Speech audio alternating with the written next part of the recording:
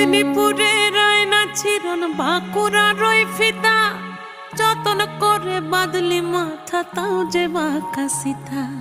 মেদিনীপুরে রায়না চিরন বাঁকুড়া রই ফিতা আর যতন করে বাদলি মাথা তাও যে বাঁকা সিথা।